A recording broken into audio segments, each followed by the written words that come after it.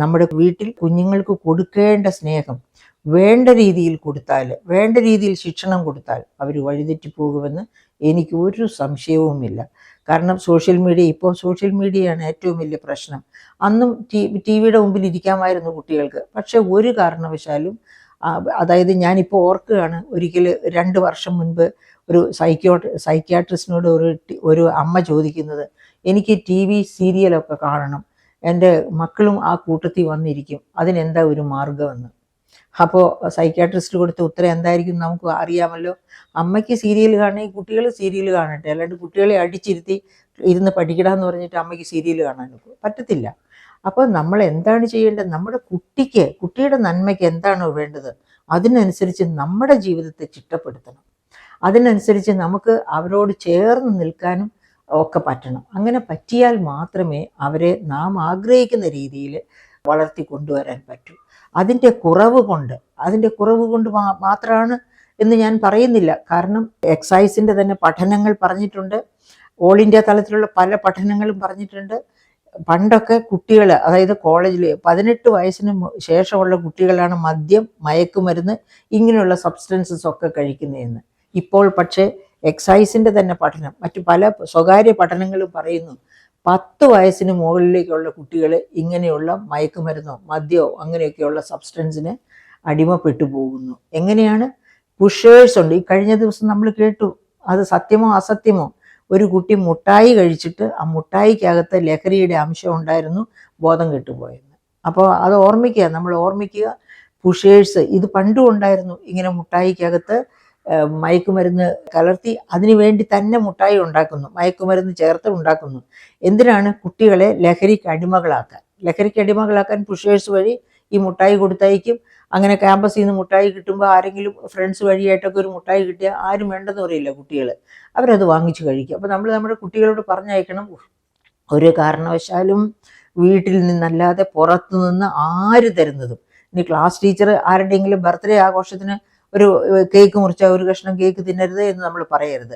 അല്ലാതെ എവിടെ നിന്നെങ്കിലും ഫ്രണ്ട്സൊക്കെ കൊണ്ടുവന്ന് തരുന്നാൽ മുട്ടായിയോ ഒന്നും വാങ്ങിച്ച് കഴിക്കരുതെന്നുള്ള ഒരു ശീലം സ്നേഹത്തോടെ പറഞ്ഞ് കുട്ടികൾക്ക് മനസ്സിലാക്കി കൊടുക്കണം.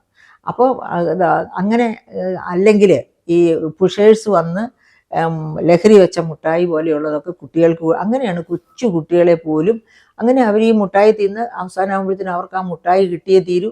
ആ മുട്ടായി കിട്ടില്ല, അതിന് പകരം ഇത് മതിയെന്ന് പറഞ്ഞ് മയക്കുമരുന്നിലേക്ക് പതുക്കെ മാറും.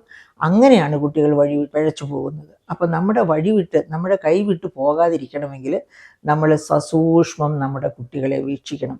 അപ്പോൾ സ്കൂളിൽ ചെന്ന് കഴിഞ്ഞ മാതാപിതാക്കൾക്ക് പകരം അവിടെ ടീച്ചേഴ്സ് മാത്രം നോക്കിയാൽ പോരാ. ടീച്ചേഴ്സിന് ക്ലാസ് മുറിക്ക് അകത്തേ നോക്കാൻ പറ്റുള്ളൂ. PTA വളരെ ശക്തമായിട്ട് ഇടപെടണം. ആരൊക്കെ ക്യാമ്പസിൻ്റെ പുറത്ത് വരുന്നുണ്ട്, ക്യാമ്പസിനോട് ചേർന്നൊരു പെട്ടിക്കട കാണും. ആ പെട്ടിക്കടയായിരിക്കും സർവ്വ കലാപത്തിൻ്റെയും അരങ്ങ്. കാരണം എന്ന് വെച്ചാൽ അവിടെയാണ് ഈ പറയപ്പെട്ട പല തരത്തിലുള്ള മയക്കുമരുന്ന് ചേർന്ന ഉൽപ്പന്നങ്ങളോ ഒക്കെ കാണുക. അവിടെ വന്നാണ് പുഷേഴ്സ് അവർക്ക് വേണ്ട പാരിതോഷികങ്ങളെ കൊടുത്ത് അവരെ കൊണ്ട് കുട്ടികളെ മാടി വിളിപ്പിച്ച് അങ്ങനെയായിരിക്കും പലപ്പോഴും കിശയിലാക്കുക. അപ്പം സ്കൂളിൻ്റെ പരിസരം മുഴുവൻ എല്ലായ്പ്പോഴും ഈ കൊച്ചുകുട്ടികൾ പഠിക്കുന്ന സ്കൂളുകളുടെ, പ്രത്യേകിച്ച് സാമ്പത്തിക ശേഷിയുള്ള കുട്ടികൾ പഠിക്കുന്ന വലിയ സ്കൂളുകൾ മാത്രമല്ല, ഇപ്പോൾ ഏറ്റവും ചെറിയ സ്കൂളുകളുടെ സമീപത്ത് പോലും ഈ പുഷേഴ്സ് ഉണ്ടാകാൻ സാധ്യതയുണ്ട്. അങ്ങനെയും കുട്ടികൾ ഇതിനകത്തേക്ക് വീണു പോകാൻ സാധ്യതയുണ്ട്. അപ്പം ഈ പറയപ്പെട്ട എല്ലാ അപകടങ്ങളും കണക്കിലെടുത്തുകൊണ്ട് ഒരു കുട്ടിയെ രാവിലെ മുതൽ രാത്രി വരെയും, അതായത് സർവ്വസമയവും നമ്മുടെ മക്കളുടെ പേരിൽ നമ്മുടെ ഒരു കണ്ണുണ്ടാകണം. നമ്മുടെ ഒരു കണ്ണ് മാത്രമല്ല, നമ്മുടെ കണ്ണിൽ നിന്ന് മാറി സ്കൂളിൽ ചെല്ലുമ്പോൾ സ്കൂളിലെ ടീച്ചേഴ്സിൻ്റെ കണ്ണ്, പുറത്തേക്ക് ഇറങ്ങുമ്പോഴേക്കും PTA കണ്ണ്, അങ്ങനെ നിരവധി കണ്ണുകൾ നമ്മുടെ കുട്ടികളെ സസൂക്ഷ്മം നിരീക്ഷിക്കട്ടെ, അവരെ വഴി നടത്തട്ടെ. അങ്ങനെയാണെങ്കിൽ മാത്രമേ ഈ തരത്തിലുള്ള അപകടകരമായ സാധ്യതകളിൽ നിന്ന് നമ്മുടെ കുട്ടികളെ മുക്തരാക്കി വഴി നടത്തി നമുക്ക് കൊണ്ടുപോകാൻ പറ്റൂ. വീണ്ടും ആ നാരായണക്കിളി കൂട് പോലെ നമ്മുടെ കുടുംബമാകട്ടെ, ആ നാരായണക്കിളി കൂട്ടിൽ നിന്ന് കിട്ടുന്ന സ്നേഹവും ഊഷ്മളതയും ഒക്കെ അവരുടെ ഹൃദയത്തിൽ എന്നും തഴച്ച് പന്തലിച്ച് വളരാനും അങ്ങോട്ട് തിരിച്ചു ചെല്ലാൻ തോന്നാനും അവർക്ക് ഇടവരണം. അങ്ങനെ വേണമെങ്കിൽ നമ്മൾ മാതാപിതാക്കൾ മാതൃകകളാകണം, അധ്യാപകർ മാതൃകകളാകണം, അങ്ങനെ നമ്മുടെ സമൂഹം മൊത്തം മാതൃകയാകണം. ഇങ്ങനെ വെല്ലുവിളിച്ചും പിന്നെ ബഹളമുണ്ടാക്കിയും നടക്കുന്ന കലാപശാലകൾ നമ്മുടെ ക്യാമ്പസുകളുടെ ഏറ്റവും വലിയ ദൂഷ്യമാണ്. കലാപഭൂമിയാകുന്നു എന്നുള്ളത് അത് തീർച്ചയായിട്ടും നമുക്കത് ഡിസ്കസ് ചെയ്യണം. അതായത് എന്തുകൊണ്ടാണ് കേരളത്തിൽ നിന്ന് ബ്രെയിൻ ഡ്രെയിൻ ഇത്ര അധിക തോതിൽ ഉണ്ടാകുന്നത്? എന്തുകൊണ്ടാണ് അമേരിക്കയ്ക്ക് ആ ബ്രെയിൻ മുഴുവനും അബ്സോർബ് ചെയ്ത് വളരാൻ കഴിയുന്നത്? ഇന്ത്യയുടെ ബ്രെയിൻ അബ്സോർബ് ചെയ്ത് വളരുന്നത് അമേരിക്കയാണ്. എന്തുകൊണ്ടാണ് അതിന് കഴിയുന്നത്? കാരണം ഇവിടുത്തെ ഈ കലാപഭൂമി തന്നെ. പാഠശാലകളൊക്കെ കേരളത്തിൽ പ്രത്യേകിച്ചും പാഠശാലകളൊക്കെ കലാപശാലകളാകുന്നു. ആ കലാപശാലകളിലേക്ക് സ്വന്തം മക്കളെ വിട്ടാൽ എങ്ങനെ? അപ്പോൾ അവനൊരു GRE എഴുതി കിട്ടിയാൽ അവൻ തീർച്ചയായിട്ടും അമേരിക്കയിൽ പോയി പഠിക്കട്ടെ എന്ന് മാതാപിതാക്കൾ വിചാരിക്കുന്നു. കാരണം അമേരിക്ക പൈസ കൊടുത്ത് പഠിക്കാൻ അവസരം തരുന്നില്ല. അവരുടെ എഫിഷ്യൻസി കൊണ്ട് മാത്രമേ അമേരിക്കയിൽ പഠിക്കുക. അതുകൊണ്ടാണ് ബുദ്ധിപൂർമ്മതയുള്ള കുട്ടികൾ അമേരിക്കയിൽ പഠനത്തിലെത്തുന്നത്.